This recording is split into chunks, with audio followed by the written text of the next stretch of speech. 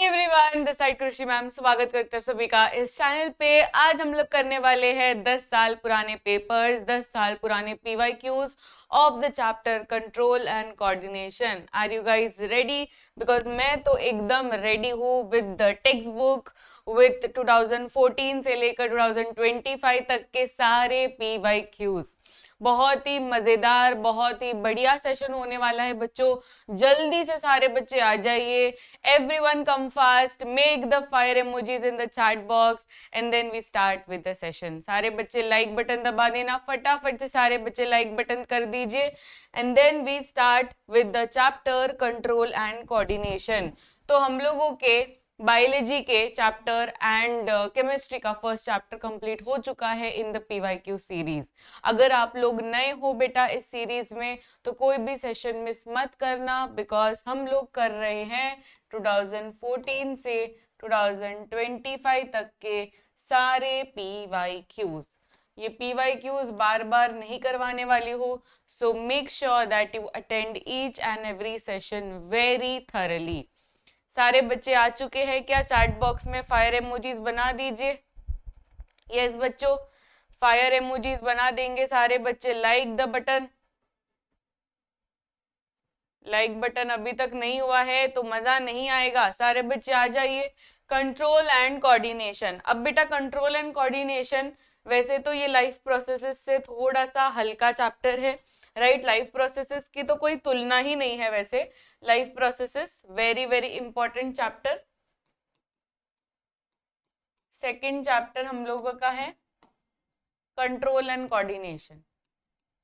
तो आज के सेशन में हम कंट्रोल एंड कोऑर्डिनेशन करेंगे। लाइफ प्रोसेसेस हो गया। Now we are going to do control and coordination. Let us start with the first question. The plant hormone whose concentration stimulates the cells to grow longer on the side of the shoot which is away from the light. इसका बताइए away from the light में क्या होगा? Plant hormone whose concentration stimulates the cells to grow. अब बच्चों यहाँ पर बोला है सेल इलोंगेशन कौन कर रहा है?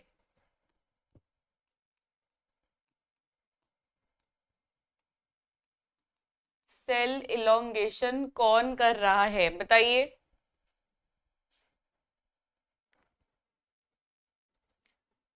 बहुत ही फोकस एंड अटेंटिव वे में इस सेशन को अटेंड करना, बिकॉज सारे पीवाईक्यूज हम लोग करने वाले हैं यही सेशन में। इसका आंसर दीजिए, सेल इलोंगेशन में कौन हेल्प कर रहा है? Which is away from the light.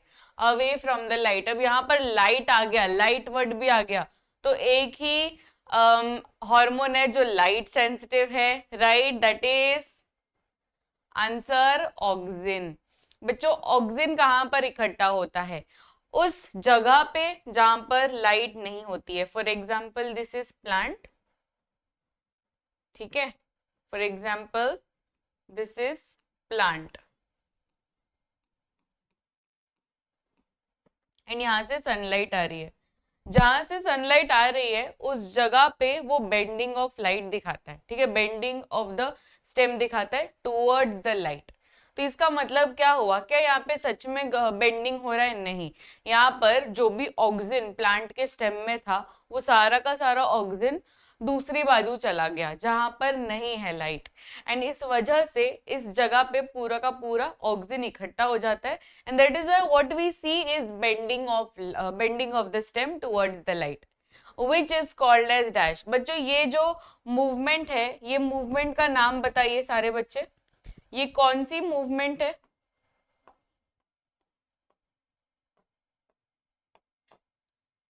ये कौन सी मूवमेंट है? कौन सी मूवमेंट है जहां पर लाइट के टूवर्ड्स ये बेंड होता है? The movement in which the bending is seen. Yes बच्चों, the movement in which the bending is seen. Tropic movement सही है, बट कौन सा ट्रोपिक मूवमेंट? कौन सा tropic movement? Very good, this is this is phototropic movement. कौन सा movement है बच्चों? Phototropic movement. फोटोट्रोपिक मूवमेंट मतलब bending of the stem towards the light. Next question, plants have neither a nervous system nor muscles. इनके पास nervous system भी नहीं है, इनके पास मसल्स भी नहीं है। ये तो हमें पता है, प्लांट्स के पास मसल्स भी नहीं होते, नर्वस सिस्टम भी नहीं होता है। Even then they respond to stimulus, तो भी वो रिस्पॉन्स टू स्टिमुलस कर लेते हैं। For example, the leaves of the छुईमुई यानी touch me not plant when touched begin to fold and droop. How is the information communicated in touch me not plants? Touch me not plants में कैसे ये लोग communicate करते हैं? तो इसमें कौन सा मूवमेंट है बच्चों? मुझे आपको क्वेश्चन पूछना है कि जो हमारे टेक्स्ट बुक में एनसीईआरटी में गिवन है मिमोसा प्लांट का, याद है सभी को? ये कौन सी मूवमेंट है? विच movement? Dash movement explains you about mimosa plant और टच मी नॉट प्लांट? विच? बताइए।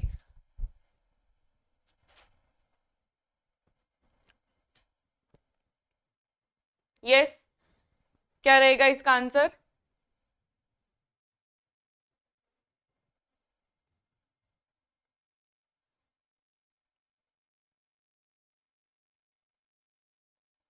वेरी गुड, इसका आंसर रहेगा नेस्टिक मूवमेंट। इसका रहेगा nastic movements. What is nastic movement? Nastic movements यानी जब वो कोई भी ग्रोथ नहीं दिखा रहा है, which is not dependent on growth. तो ग्रोथ इंडिपेंडेंट मूवमेंट को हम नेस्टिक मूवमेंट्स कहते हैं। एक बार आप लोग टेक्स्ट बुक खोलिएगा, टेक्स्ट बुक में इसके बारे में गिवन है बच्चों।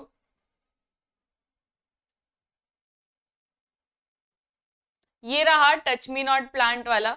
इसमें कौन सी मूवमेंट हो रही है? इसमें नेस्टिक मूवमेंट्स हो रही है। देखिए, इसमें कोई भी ग्रोथ की बात नहीं हो रही है, राइट? यहाँ पे कोई भी ग्रोथ की बात नहीं हो रही है। This is pure form of nastic movement. And दूसरा होता है movement to due to growth. तो ग्रोथ डिपेंडेंट मूवमेंट को हम कहते हैं it is tropic movement, and growth independent movement को नेस्टिक मूवमेंट्स कहते हैं। तो एक होता है ट्रोपिक मूवमेंट, दूसरा होता है नेस्टिक मूवमेंट्स। देखिए, tropic movements and nastic movements, these are growth related. ये रहा, यहाँ पे भी गिवन है, these are growth related movements, जिसे हम कहते हैं tropic movements. Understood? Next question,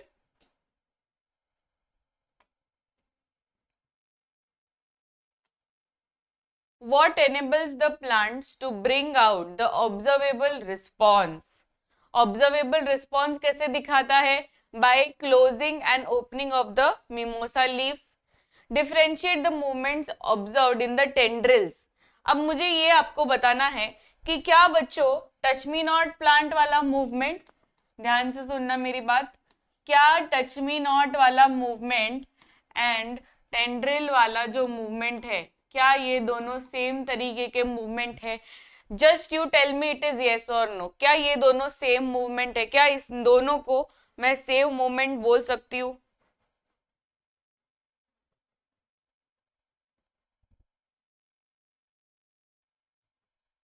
इसको हम सेम मूवमेंट नहीं कह सकते। वेरी गुड, क्यों नहीं कह सकते हम सेम मूवमेंट्स? हम इन दोनों को सेम मूवमेंट्स क्यों नहीं कह सकते? Because, very good Surabhi, because इसमें क्या दिक्कत आ रही है? Because touch me not plant वाला जो मूवमेंट है बच्चों, this is a nastic movement. ये एक नेस्टिक मूवमेंट है। बट अगर मैं बात करूं टेंड्रिल वाला, तो this is a tropic movement. ये ट्रोपिक मूवमेंट है, ये नेस्टिक मूवमेंट है। इसमें एग्जाम्पल टच है, तो इसका आंसर हो जाएगा thigmonastic movement. Thigmonastic movement. And इसमें एग्जाम्पल क्या हो जाएगा? Thigmotropic movement. Thigmonastic movement and thigmotropic movement. Thigmonastic movement क्या होता है? जब ग्रोथ इंडिपेंडेंट हो, इसमें कोई भी ग्रोथ का सिलसिला नहीं है, मूवमेंट दिखा रहे तो उसमें कोई ग्रोथ नहीं हो रही है। पर अगर मैं बात करूं टेंड्रिल की, तो टेंड्रिल में इट इज अ ग्रोथ वाली मूवमेंट, दैट इज थिग्मोट्रोपिक मूवमेंट। ये सारे बच्चे नोट डाउन कर लेना, ये आपको असर्शन रीजन में आता है। देखिए ये वाला मूवमेंट ड्यू टू ग्रोथ, अब इसमें देखिए आपको एकदम क्लियरली बताया है कि when they come in contact with any support, the part of the tendril in contact with the object does not grow as rapidly to the part of the tendril away from the object। ये जो दोनों अलग अलग है, away from the and towards वाला, तो इसमें growth very important. So this is thigmotropic, ये टेक्स्ट बुक में ही आप लोग लिख दीजिए, थिग्मोट्रोपिक मूवमेंट। क्या ये थिग्मोट्रोपिक मूवमेंट?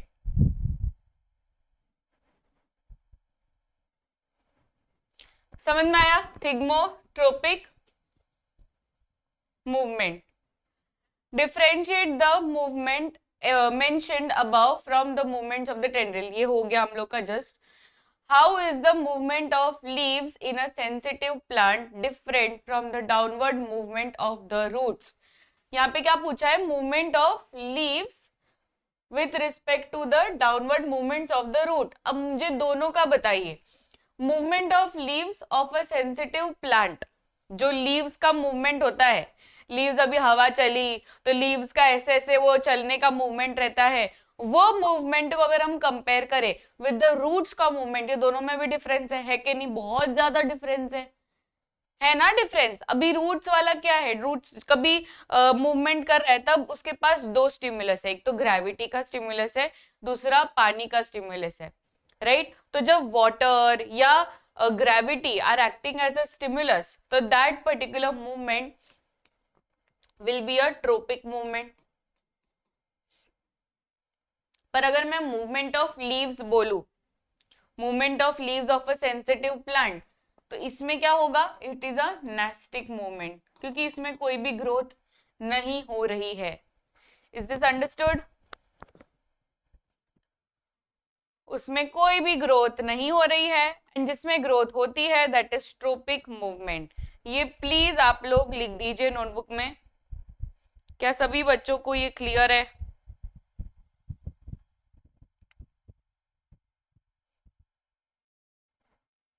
ठीक है, तो ट्रोपिक मूवमेंट कब होगा? जब ग्रोथ होगा। जैसे कि यहाँ पे रूट्स, रूट्स का क्या क्या स्टिमुलस अगर आपको पूछ ले तो कि व्हाट इज द स्टिमुलस, तो इसमें स्टिमुलस क्या क्या है? एक तो वाटर है, वो पानी के टूवर्ड्स रूट्स का मूवमेंट हो रहा है, राइट? एंड नेक्स्ट ग्रेविटी है।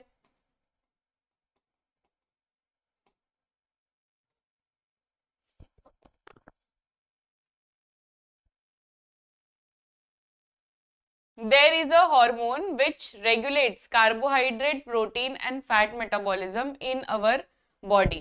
Name the hormone and the gland which secretes it. इसमें क्या क्या बोला है? कार्बोहाइड्रेट, प्रोटीन और फैट, ये तीनों का मेटाबॉलिज्म हो रहा है। अब ये हार्मोन कौन सा है जो ये तीन चीजों का मेटाबॉलिज्म करता है? मेटाबोलाइज कर देगा आपके बॉडी का फैट, आपके कार्बोहाइड्रेट एंड प्रोटीन का। अभी हम लोग जो भी डे टू डे लाइफ में खाना खाते हैं, फॉर एग्जांपल आज आपने पिज्जा ऑर्डर किया और आप खाने लग गए, या पास्ता ऑर्डर किया खाने लग गए, अब ये सब चीज आपके पेट में तो जा रही है, पर ये सब चीजों का मेटाबोलाइजेशन होना भी बहुत ज्यादा जरूरी है, राइट? तो कार्बोहाइड्रेट, प्रोटीन एंड फैट्स, ये सब का मेटाबोलाइजेशन होता है बाय वन हार्मोन, एंड ये हार्मोन बहुत इंपॉर्टेंट है। तो मुझे आपको एक तो हार्मोन का नाम बताना है, एंड ये कौन सा ग्लैंड बना रहा है उसका भी नाम बताना है। Everyone, I want everyone to answer in the chat box. चलिए जाग जाइए सारे बच्चे, अभी सोने का टाइम नहीं है, एकदम जागो जागो, एक्टिव बनो चैट बॉक्स में, बताइए। Yes, it is thyroid hormone यानी थायरोक्सिन, इसका आंसर हो जाएगा थायरोक्सिन हार्मोन का नाम। एंड ग्लैंड कौन सी है? थायराइड ग्लैंड है। Why is it important for us to have iodized salt in our diet? हमें कोई कोई लोग रहते हैं ना जो सॉल्ट को अवॉइड करते हैं, तो वो गलत है। हमें आयोडाइज सॉल्ट खाने में डालना चाहिए। Why iodized salt? क्या आयोडीन हमारे डाइट में इतना ज्यादा जरूरी है? अगर आप बोल रहे हो कि यस जरूरी है, तो क्यों जरूरी है? क्वेश्चन में ये पूछा है कि why iodine is important in our diet. Iodine is important in our diet because, very good, iodine इसलिए इंपॉर्टेंट होता है क्योंकि iodine helps in the proper functioning of thyroid gland.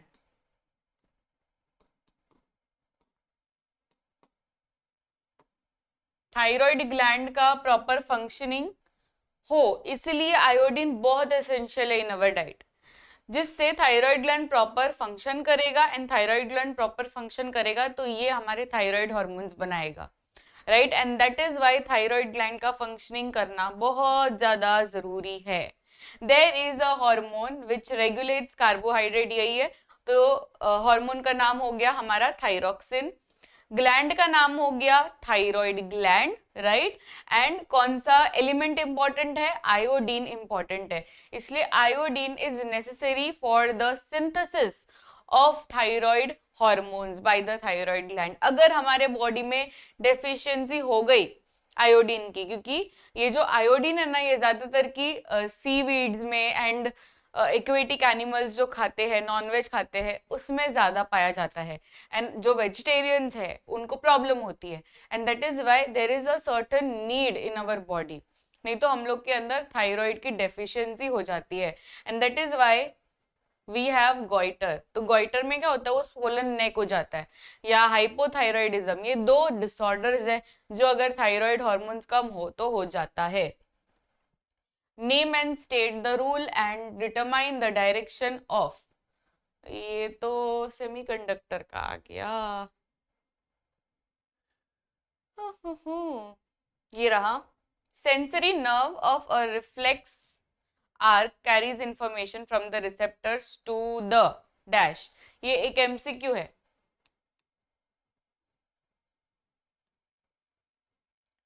Sensory nerve of a reflex arc carries information from receptor to dash. Sensory है बच्चों, तो receptor to dash.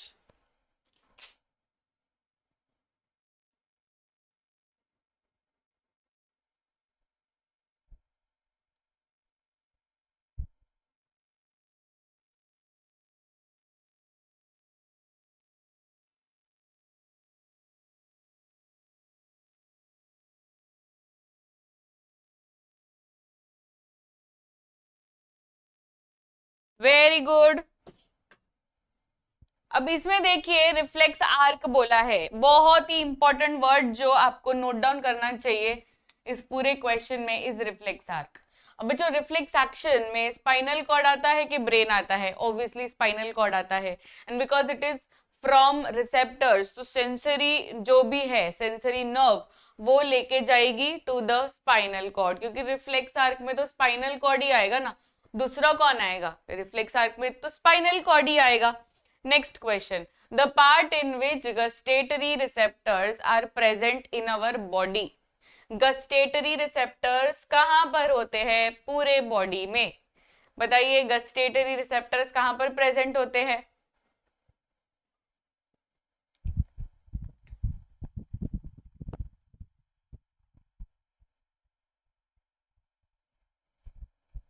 gustatory receptors कहाँ पर present होते हैं?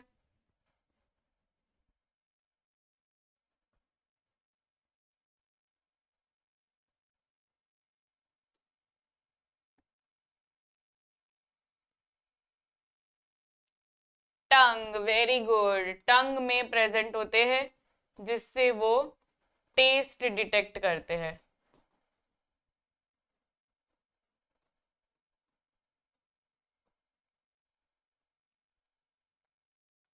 इसका आंसर होगा टंग। Assertion reason on your screen. The brain allows us to think and take actions based on that thinking.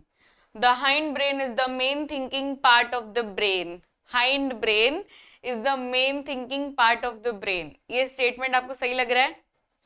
Hind brain question ध्यान से देखिए।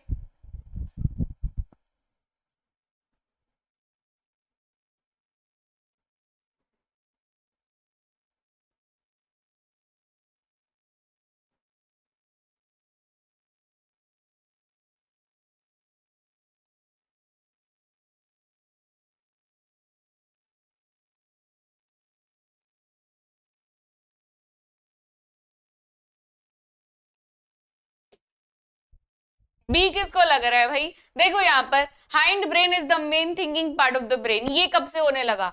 हाइंड ब्रेन थिंकिंग पार्ट है क्या? कौन थिंकिंग पार्ट है? फोर ब्रेन थिंकिंग पार्ट है। Hind brain कब से थिंकिंग पार्ट होने लगा?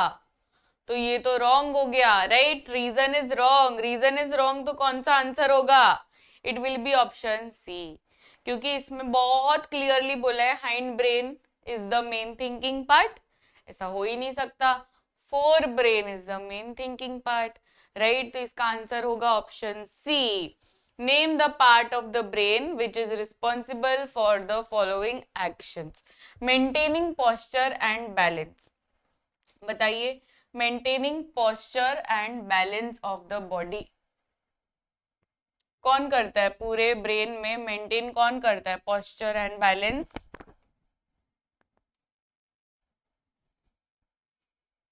हमारे हाइंड ब्रेन में ही है कोई तो। हाइंड ब्रेन में तीन हिस्से हैं,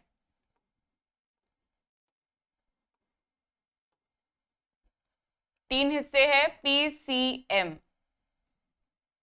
यानी पॉन्स, सेरेबेलम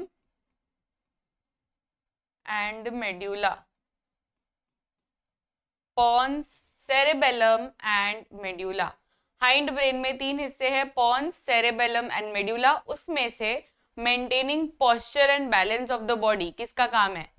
वेरी गुड बच्चों, वेरी गुड। अब बच्चों मैं आप लोगों को ना द मोस्ट, मतलब द मोस्ट, मैं इसके ऊपर वैसे शॉर्ट्स भी बनाने वाली थी, क्योंकि this is literally the most repeated PYQ जो हर साल सीबीएसई ने रिपीट किया है। आप मानोगे नहीं, पर ये इतना इंपॉर्टेंट है।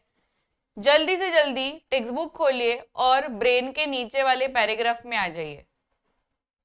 वेरी इंपॉर्टेंट लाइन,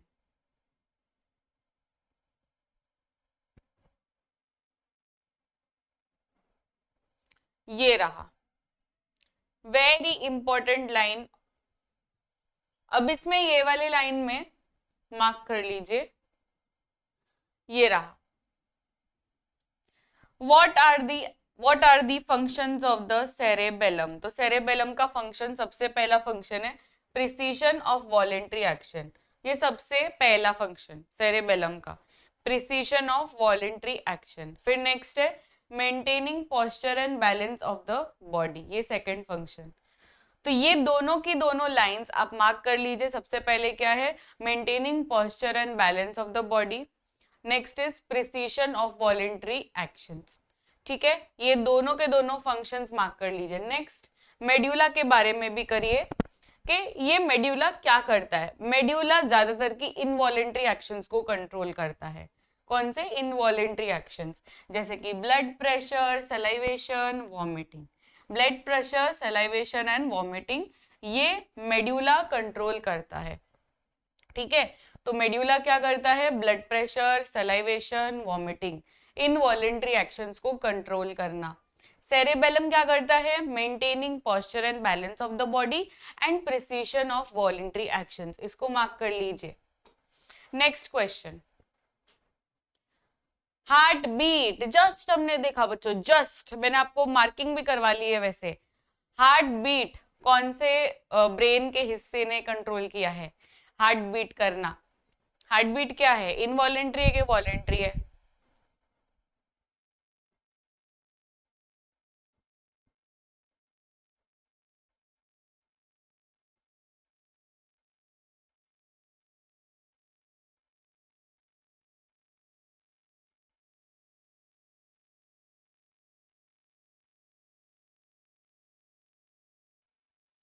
क्या सभी ने लाइक कर दिया सेशन को? एवरीवन लाइक कर दिया सेशन को? हाँ, तो बताइए beating of heart, heart beat medulla रहेगा, बिकॉज मेड्यूला क्या करता है? इनवॉलेंट्री एक्शंस को कंट्रोल करता है, medulla oblongata. Next, thinking part of the brain, हम किसको कहते हैं कि it is the main thinking part of the brain? कौन है ये main thinking part of the brain? बताइए बताइए, आपको आता है? ऑलरेडी आता है।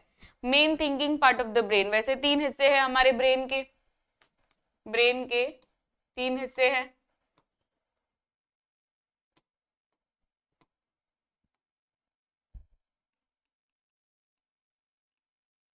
Fore brain, mid brain and hind brain.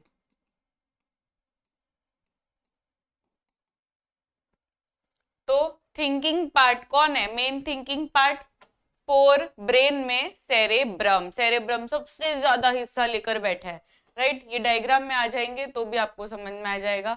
देखो ये पूरा का पूरा जो फोर ब्रेन है, ये फोर ब्रेन में सबसे ज्यादा किसका पार्ट है? सेरेब्रम का है। तो cerebrum is the main thinking part of the brain. ये भी लाइन आपको मिल जाएगी, देखिए फोर ब्रेन, ये रहा four brain is the main thinking part of the brain, main thinking part of the brain. Blood pressure, blood pressure, salivation, vomiting, ये तीनों involuntary actions एक साथ लिखे हुए हैं। तो ब्लड प्रेशर, सलाइवेशन, वॉमिटिंग, ये इनवॉलेंट्री एक्शंस कौन कंट्रोल करता है? ये involuntary actions, very good, medulla control करता है, दैट्स करेक्ट। इसका आंसर क्या होगा बच्चों? बताइए क्या होगा इसका answer?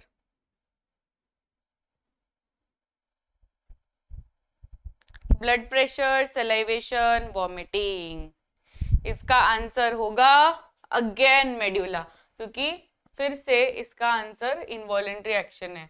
How is the brain and spinal cord protected in human beings? ये 2025 में सवाल आया हुआ है बच्चों कि ब्रेन एंड स्पाइनल कॉर्ड का प्रोटेक्शन बताओ। तो ब्रेन एंड स्पाइनल कॉर्ड कैसे प्रोटेक्टेड है? चलिए एक नोटबुक में आप लोग टॉपिक डालिए, ब्रेन एंड स्पाइनल कॉर्ड का प्रोटेक्शन। तो इसमें क्या होता है, जो ब्रेन है, ये ब्रेन को एक कवरिंग दिया है। सबसे पहले तो इसको एक कवरिंग दिया है जिसका नाम है क्रेनियम। तो it is a bony box जिसका नाम है स्कल यानी क्रेनियम।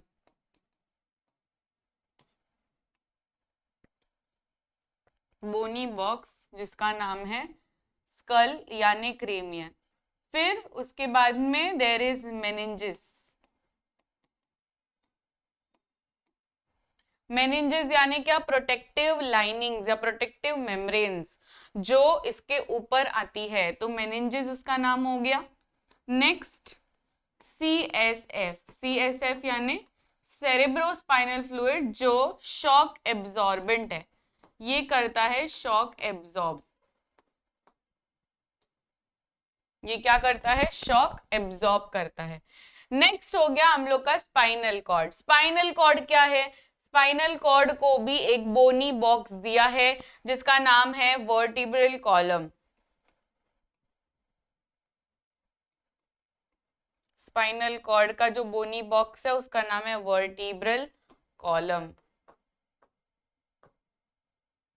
फिर वो स्पाइनल कॉर्ड के बीच में जो कैविटी है ना, उसके अंदर CSF भरा है यानी सेरेब्रोस्पाइनल फ्लूइड। अगेन इसमें भी ये सेम फंक्शन करेगा, दैट इज शॉक एब्जॉर्बेंट।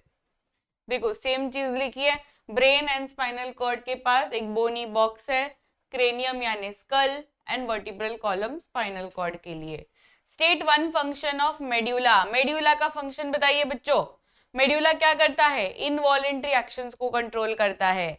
कौन कौन से involuntary actions? Blood pressure, salivation, vomiting. Blood pressure, salivation and vomiting.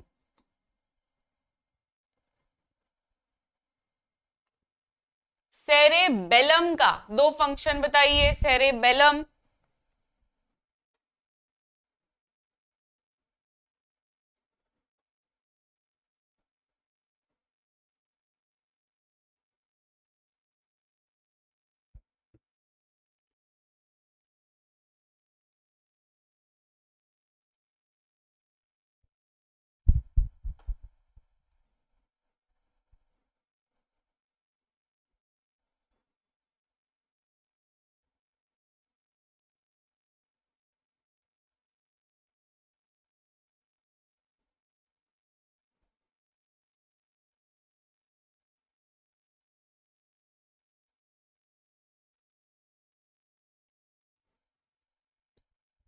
बताइए बताइए, सेरेबेलम, सेरेबेलम के दो फंक्शंस एवरीवन। आज क्यों आप लोग एकदम ठंडे ठंडे पड़े हो?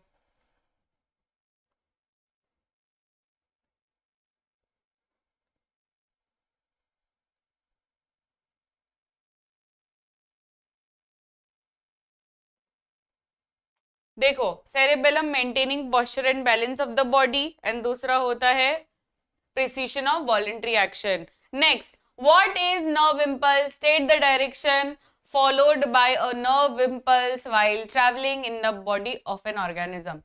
Nerve impulse क्या होता है? Direction बताइए nerve impulse का, everyone. हाँ, vomiting, salivation यही है.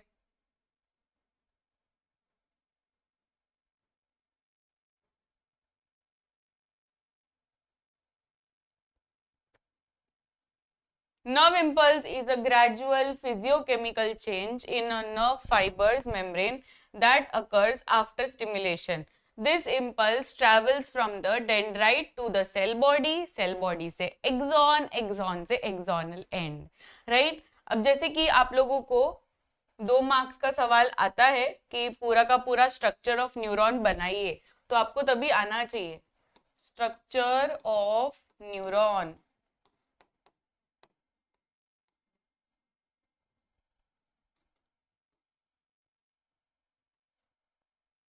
Structure of neuron. अब स्ट्रक्चर ऑफ न्यूरॉन में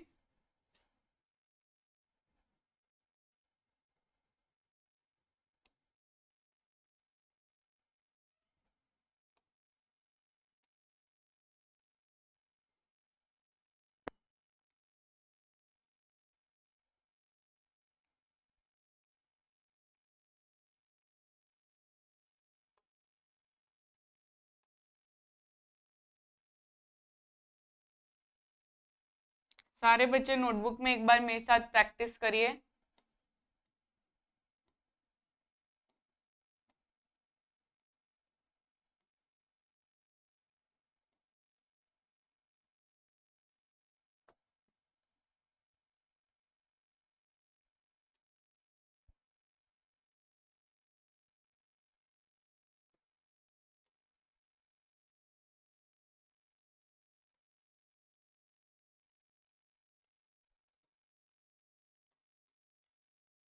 ये है स्ट्रक्चर ऑफ न्यूरॉन, ठीक है.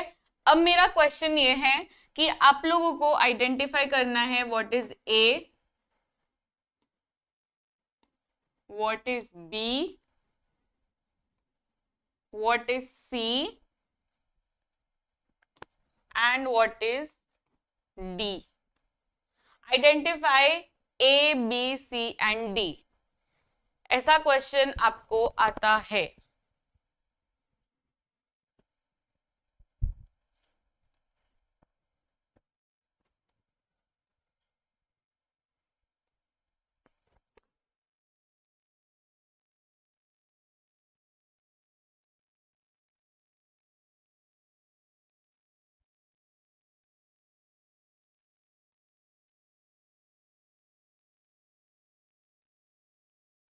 सारे बच्चे लाइक कर दीजिए सेशन को.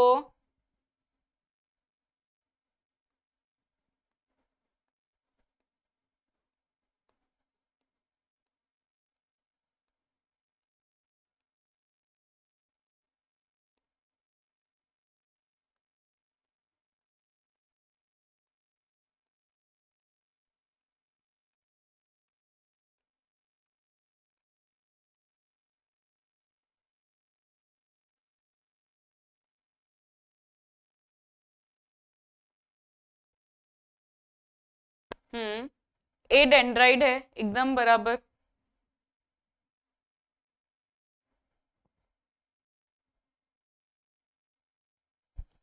ए है dendrites,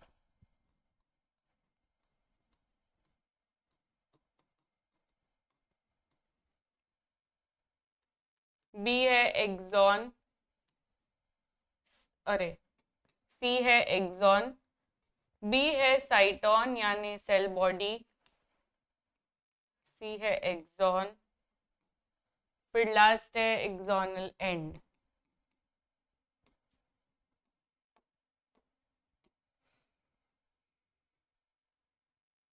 name one gustatory receptor and one olfactory receptor in human being. मतलब आपको पूछा है gustatory receptor and olfactory receptor कहाँ पर प्रेजेंट होते हैं। ये 2023 में सवाल आया हुआ है। 2023 का सवाल आपके स्क्रीन पर ऑलरेडी गिवन है। गस्टेटरी रिसेप्टर्स कहाँ पर प्रेजेंट है, ऑल्फैक्टरी रिसेप्टर्स बेटा कहाँ पर प्रेजेंट है, बताइए चैट बॉक्स में। Gustatory receptors are present in the, कहाँ पर प्रेजेंट है ये, एंड ऑल्फैक्टरी रिसेप्टर्स कहाँ पे प्रेजेंट है ये, गस्टेटरी रिसेप्टर्स टंग में प्रेजेंट है, एकदम बढ़िया। गस्टेटरी रिसेप्टर्स टंग में है, और फिर ऑल्फैक्टरी बताइए, ऑल्फैक्टरी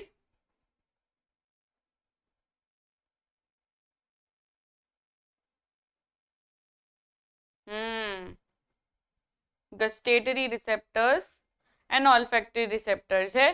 तो गस्टेटरी रिसेप्टर्स प्रेजेंट है टंग में, ऑल्फैक्टरी रिसेप्टर्स प्रेजेंट है नोज में।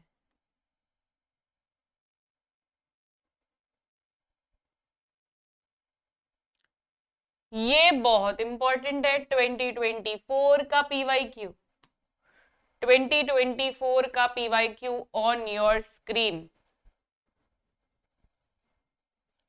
2024 का पीवाईक्यू ऑन योर स्क्रीन। बताइए, डेंड्राइड ए बी क्या है an end point of neuron. A और बी आपको आइडेंटिफाई करना है। डेंड्राइट के बाद में क्या, उसके बाद में क्या, and then end point of neuron क्या। यस तो डेंड्राइट्स हम लोगों ने जस्ट ये वाला डायग्राम बनाया था। डेंड्राइट के बाद में कहाँ पे जाते हैं सिग्नल, साइटॉन में यानी सेल बॉडी में। फिर सेल बॉडी के बाद में कहाँ पे जाता है, एक्सॉन में। एक्सॉन के बाद में कहाँ पे जाता है, एक्सोनल एंड में यानी एक्सोनल टर्मिनल पे। तो ए कौन है, ए इज साइटॉन यानी cell body, B is axon. तो ए हो गया हमारा सेल बॉडी यानी cyton and B is axon. Right the main function of the following. Sensory neuron क्या करता है बच्चों, सेंसरी न्यूरॉन तीन तरीके के न्यूरॉन्स है हम लोग को पता है, सेंसरी न्यूरॉन राइट, फिर association neuron and motor neuron. Sensory neuron, association neuron and motor neuron. Sensory neuron, association neuron and motor neuron में से सेंसरी न्यूरॉन क्या करता है,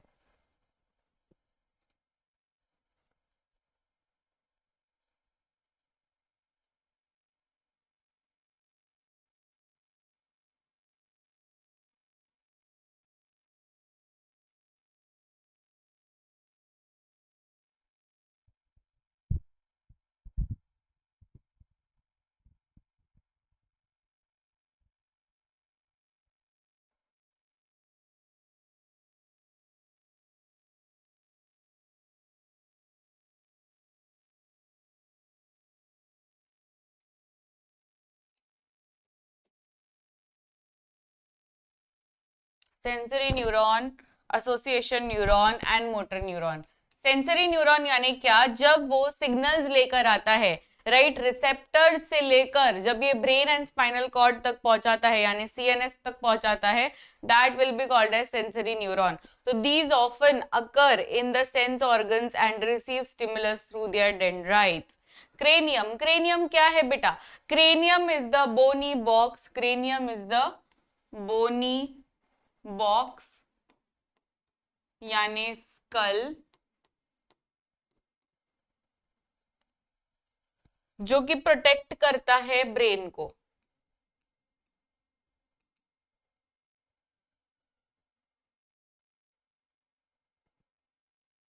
वर्टिब्रल कॉलम, वर्टिब्रल कॉलम किसका बोनी बॉक्स है, वर्टिब्रल कॉलम भी किसी का तो बोनी बॉक्स है कि नहीं। तो ये किसका बोनी बॉक्स है, vertebral column is the bony box of spinal cord, vertebral column is the bony box of the spinal cord. Major functions ये रहा। Next question, motor neuron, motor neuron क्या है, जैसे कि सेंसरी न्यूरॉन क्या करता है, सिग्नल्स लेता है from the receptors to the brain and spinal cord यानी सीएनएस। तो मोटर न्यूरॉन क्या रहेगा बच्चों? Motor neuron will be the one जो कि सीएनएस से इफेक्टर तक ये सिग्नल्स लेकर जाएगा। Draw a diagram of the neuron and label the part. तो हम लोगों ने डायग्राम ऑलरेडी ड्रॉ कर लिया था इसी तरीके से। एंड वी ऑलरेडी मेंशन्ड कि वेयर इंफॉर्मेशन इज एक्वायर्ड। तो बताइए इंफॉर्मेशन कहाँ पर एक्वायर होगी? एक्वायर ऑफ इंफॉर्मेशन मतलब क्या कि इंफॉर्मेशन कहाँ से ली जाती है, राइट? कहाँ से ली जाती है? तो ये डेंड्राइट्स लेते हैं इंफॉर्मेशन। तो information is taken by the dendrites. फिर उसके बाद में लेबल द पार्ट जहां पर information travels as an electrical impulse. यहाँ पे ट्रैवल की बात हो रही है, इलेक्ट्रिकल इम्पल्स के फॉर्म में वो ट्रैवल हो रहा है। बताइए इलेक्ट्रिकल इम्पल्स के फॉर्म में जब वो ट्रैवल हो रहा है तो उसे हम क्या कहेंगे? इट विल बी डेंड्राइट हो गया उसका, वो एक्वायर करता है। फिर एक्वायर के बाद में वो ट्रैवल हो रहा है, तो ट्रैवल कहां से हो रहेगा? ये होगा through the axon. Very good. तो बी इज एक्सॉन। ये रहा हमारा एक्सॉन जहां से travel of the electrical impulse होता है। Where the electrical impulse must be converted into chemical signal. Electrical to chemical, ये कन्वर्जन कहां पे होता है? इलेक्ट्रिकल टू केमिकल, ये कन्वर्जन होता है इन द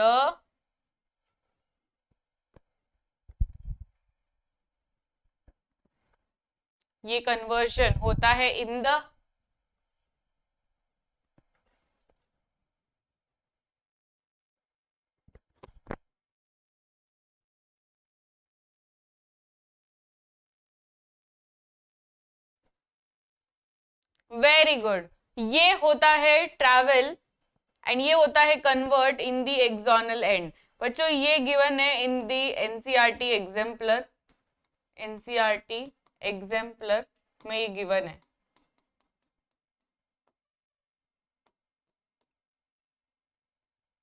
एनसीईआरटी एग्जाम्पलर में ये ऑलरेडी गिवन है।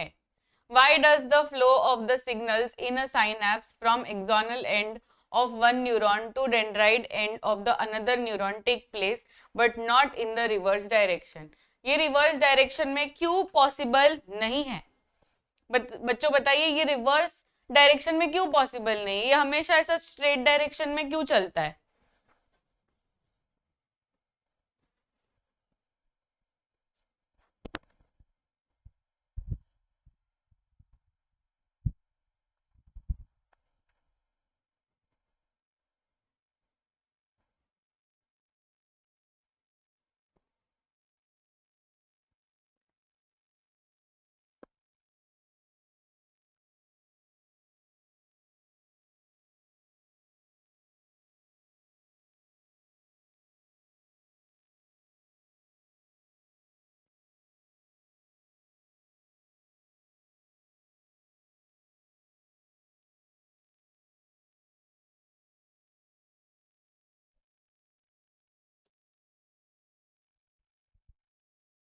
रिवर्स क्यों पॉसिबल नहीं है?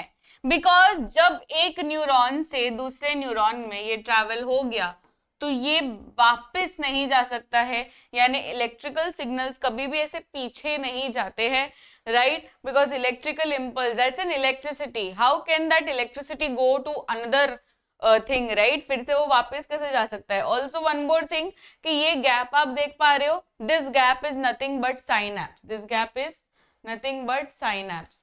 ये साइनैप्स में ब्रेक हो जाता है electrical impulse and it gets converted into chemical impulse. ठीक है, तो electrical impulse gets converted into chemical signal. यहाँ पर केमिकल फॉर्म में ये घूमता रहता है, दिस पर्टिकुलर पार्ट साइनैप्स में वो केमिकल्स में घूमता रहता है, दैट इज न्यूरोट्रांसमीटर्स। देखो ये रहे न्यूरोट्रांसमीटर्स, और एक बार वो ऑलरेडी इलेक्ट्रिकल टू केमिकल बन चुका है तो वो फिर से थोड़ी वो केमिकल टू इलेक्ट्रिकल बनेगा फॉर द प्रीवियस न्यूरॉन, वो बनेगा बट ये जाएगा टू द नेक्स्ट न्यूरॉन, वो फिर से नहीं जाएगा, ठीक है। अब यहाँ पर ये इलेक्ट्रिकल टू केमिकल बन चुका, बराबर, फिर यहाँ पे ये केमिकल बन गया, केमिकल टू इलेक्ट्रिकल बनेगा, but it will go to the next neuron, not the previous neuron. Next question, list in tabular form the distinguishing features between cerebrum and cerebellum. सबसे पहले तो ये बता दो कि सेरेब्रम किसका हिस्सा है एंड सेरेबेलम किसका हिस्सा है। दोनों अलग अलग ब्रेन के हिस्से हैं। सेरेब्रम किसका हिस्सा एंड सेरेबेलम किसका हिस्सा।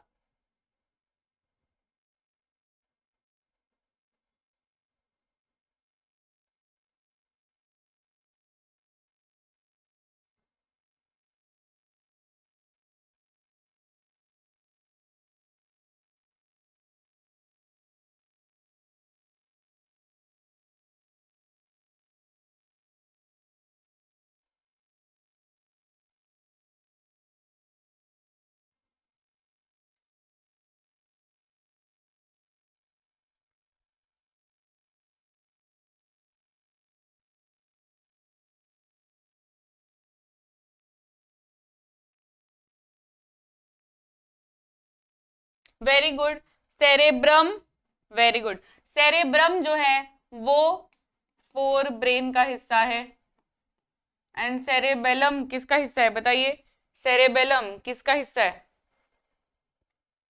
Very good. तो सेरेब्रम, जैसे कि यहाँ पर हम देख पा रहे हैं सेरेब्रम फोर ब्रेन का हिस्सा है, तो सेरेबेलम हाइंड ब्रेन का हिस्सा है। नेक्स्ट, दोनों के आप फंक्शंस डिस्कस कर लीजिए। अब cerebrum main thinking part of the brain है, मतलब जो हम लोग बोलते हैं ना कि ब्रेन का काम रहता है सोचना सोचना, तो वो सबसे ज्यादा सोचने वाला काम हो रहा है इन द फोर ब्रेन।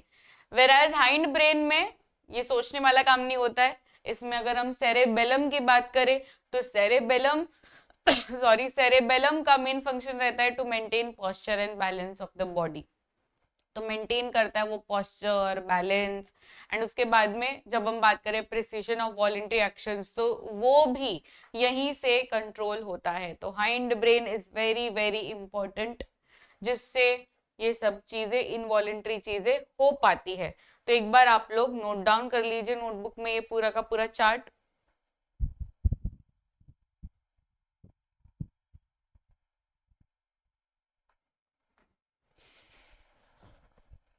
ठीक है, चलिए तो नेक्स्ट क्वेश्चन में जाएंगे। Reflex arcs continue to more efficient for quick responses. Reflex arc बहुत इंपॉर्टेंट है, अगर आपको क्विक रिस्पॉन्सेस चाहिए ना, क्विक रिस्पॉन्सेस, तो क्विक रिस्पॉन्सेस के लिए रिफ्लेक्स आर्क का होना बहुत ज्यादा जरूरी है। अब रिफ्लेक्स एक्शन का क्या मीनिंग है, anything which is sudden, right. Reflex arc मतलब पाथवे, बट रिफ्लेक्स एक्शन मतलब anything which is very sudden and immediate action. And ये क्यों इंपॉर्टेंट है, बिकॉज जब भी कोई एक्सीडेंट्स हो जाते हैं या ऐसे सिचुएशंस जहाँ पे आपका पूरा फटाफट से इनपुट देना बहुत जरूरी है, जैसे कि आप रोड क्रॉस कर रहे हो और अचानक से बड़ा सा ट्रक आ जाता है, या आप कहीं पे चल रहे हो और अचानक से कुछ हो जाता है, तो ये सब जो इंस्टेंसेस है, ये सब इंस्टेंसेस में it is very very important कि immediate action and immediate response दे बॉडी, एंड इसलिए reflex action is very very important. इसमें बहुत बड़ी चीज जो है कि ब्रेन इन्वॉल्व नहीं होता है, ब्रेन का काम यहाँ पर नहीं होता है, सिर्फ और सिर्फ स्पाइनल कॉर्ड इसमें इंपॉर्टेंट होता है। Spinal cord is very very important. Define reflex arc. What is reflex arc बच्चों? रिफ्लेक्स आर्क क्या होता है? It is the pathway. क्या सभी बच्चों ने लाइक कर दिया सेशन को?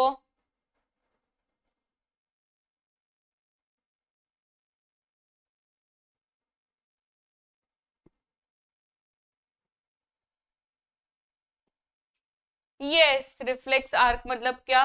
The pathway of the reflex action.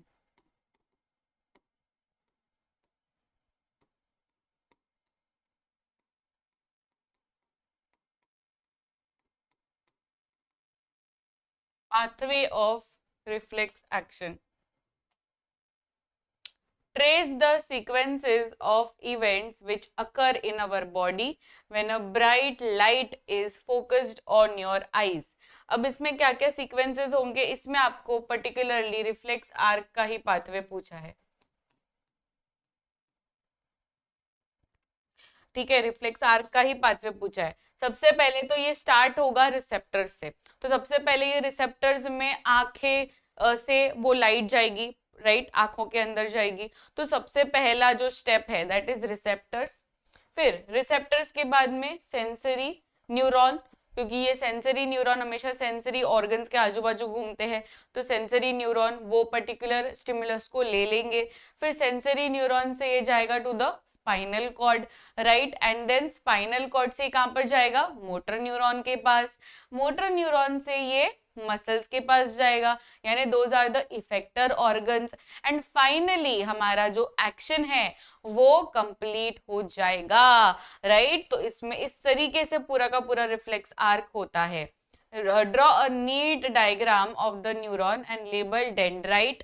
Dendrite को लेबल करना है, तो वही हमारा जो न्यूरॉन है उसको ड्रॉ करके आप डेंड्राइट को लेबल कर दीजिए. करेक्ट, ये हो गया हमारा डेंड्राइट. एंड दूसरा है main thinking part of the brain कौन है. चलिए बताइए. देखो आप यहाँ पे देख पा रहे होंगे this is most repeated PYQ. इसी सेशन में ये कुछ चौथी पांचवी बार आ चुका है, मोस्ट रिपीटेड पीवाईक्यू. सो इसको ध्यान में रखना कि main thinking part of the brain आपको पूछते हैं एग्जाम में.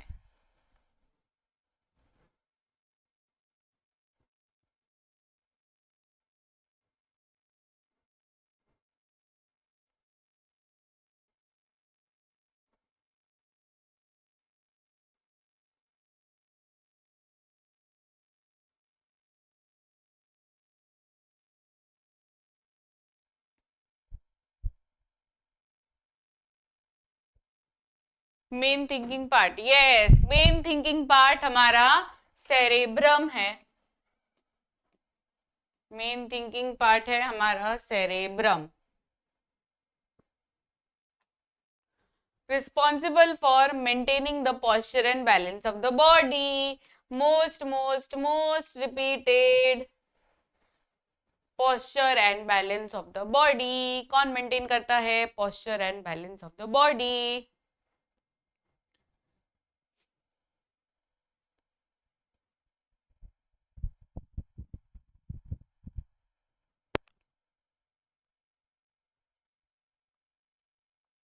कौन मेंटेन करता है पॉस्चर एंड बैलेंस?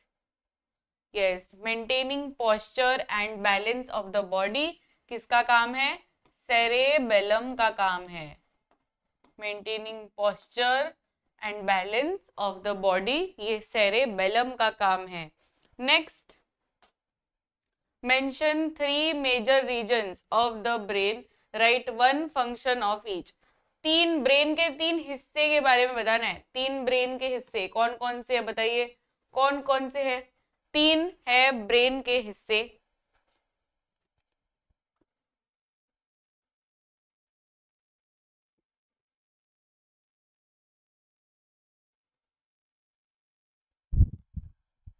तीन है ब्रेन के हिस्से, yes. Fore brain,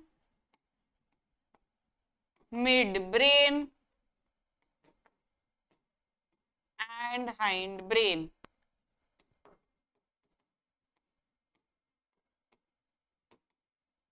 fore brain, mid brain, hind brain. Fore brain क्या करेगा? Fore brain main thinking part of the brain है, ठीक है. ये क्या करता है? ये सबसे ज्यादा थिंकिंग का जो पार्ट है, मतलब जो ब्रेन का मेन पार्ट है वो करता है. एंड इसके अंदर ये सब एक्टिविटीज भी चलती है, रीजन्स भी चलते हैं, सेंसरी, मोटर, फिर ऑल्फैक्टरी, हंगर, ये सब कुछ.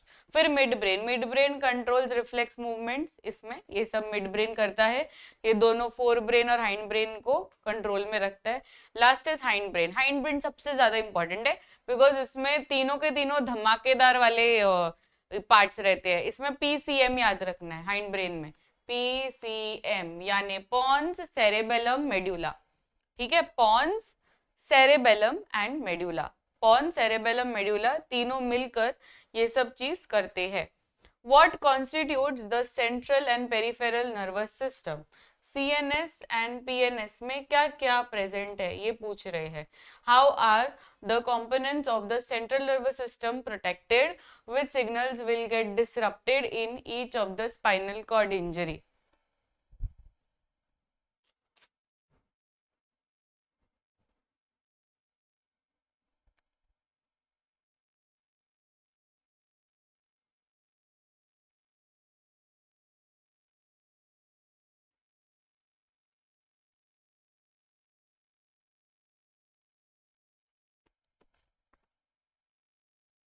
CNS central nervous system, peripheral nervous system. अब बच्चों एक आप लोग ब्लैंक पेज ले लीजिए जिससे आपको प्रॉपर अंडरस्टैंडिंग मिलेगी. अब ह्यूमन नर्वस सिस्टम में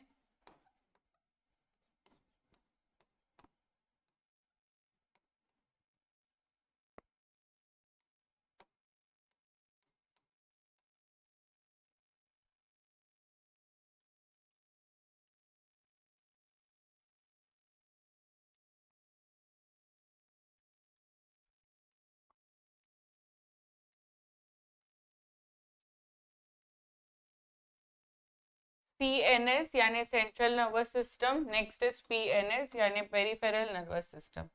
सेंट्रल नर्वस सिस्टम यानी brain and spinal cord, brain and spinal cord. PNS यानी दोनों के नर्व्स. तो ये ब्रेन के नर्व्स जो होंगे those will be called as cranial nerves. Brain के नर्व्स मतलब cranial nerves. And spinal cord के नर्व्स यानी स्पाइनल नर्व्स.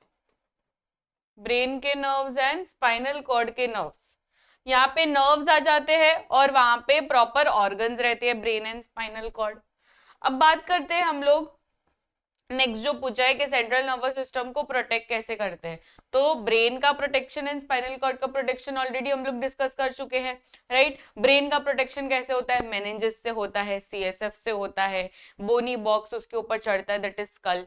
तो ये हो गया हमारा ब्रेन के बारे में. स्पाइनल कॉर्ड के बारे में अगर पूछेंगे तो उसमें आप क्या लिखोगे? CSF रहता है स्पाइनल कॉर्ड के अंदर एंड उसके ऊपर एक वर्टिब्रल कॉलम चढ़ता है. ठीक है. नेक्स्ट CSF, ये रहा CSF. एक फ्लूइड है जो कि शॉक एब्जॉर्बेंट रहता है, ब्रेन के पास भी रहता है एंड स्पाइनल कॉर्ड के पास भी रहता है. In plants the role of cytokinin is dash. बताइए, बहुत इंपॉर्टेंट MCQ 2025 का सवाल, 2024 का सवाल, दोनों साल ये पूछा हुआ क्वेश्चन है. साइटोकिनिन क्या करता है? प्लांट हॉर्मोन्स के ऊपर क्वेश्चन डायरेक्ट आते हैं कि कौन क्या करता है. तो बताइए, स्पाइनल कॉर्ड सॉरी साइटोकिनिन क्या करता है? साइटोकिनिन सेल डिवीजन करता है, विल्टिंग ऑफ लीव्स करता है, promote the opening and closing of stomata के growth in the stem. Obviously it is cell division. यहाँ पे आंसर ऑप्शन ए है, दैट इज सेल डिवीजन. बच्चों ये सेल डिवीजन को रोकता है. रोकता क्या है? सेल डिवीजन को प्रमोट करता है, क्योंकि ग्रोथ प्रमोटर है वो, तो वो और ग्रोथ करवाता है, राइट. सेल डिवीजन का जैसे कि हम लोग अगर हम प्लांट हॉर्मोन्स की बात करें तो दो हिस्सों में हम प्लांट हॉर्मोन्स को डिवाइड कर सकते हैं. प्लांट हॉर्मोन्स यानी फाइटो हॉर्मोन्स दो तरीके के होते हैं. एक हो गया ग्रोथ प्रमोटर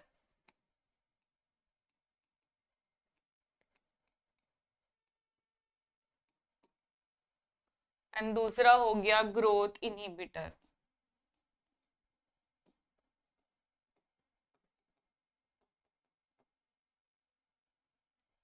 ग्रोथ प्रमोटर में वो तीन और हार्मोन आ जाएंगे, ऑक्सिन, गिबरेलिन, साइटोकिनिन. तीनों के तीनों ग्रोथ को प्रमोट कर रहे हैं.